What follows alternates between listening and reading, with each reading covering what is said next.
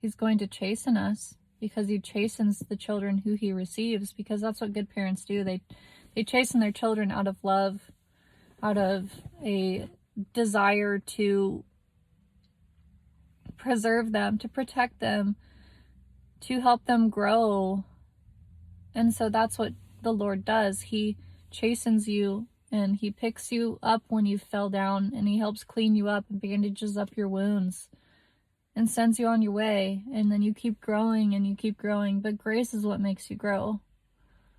If you're in the law, you put yourself back into condemnation and a curse, because there's just fear there. And the Bible is clear that perfect love casts out fear, and he who fears has not been made perfect in love.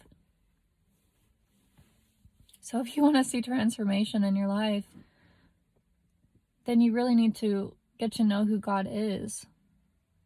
And when you see how beautiful he is, how loving he is, how gracious and merciful he is, you want to lay things down at his feet because you love him.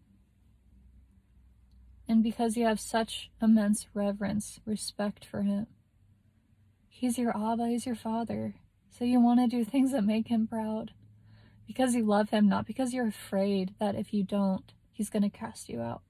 Or that he's going to beat you to a pulp. Because that's what I felt when I was looking at myself. I couldn't even call him Father, Abba. I couldn't, because I was too scared. I didn't see him as my father. I still saw him as the judge. And I was so afraid that when that gavel came down, that I'd be guilty.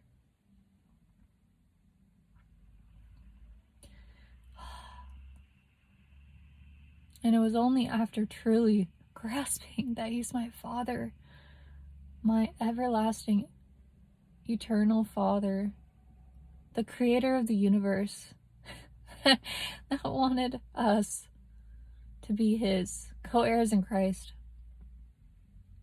to be born into the family of God forever.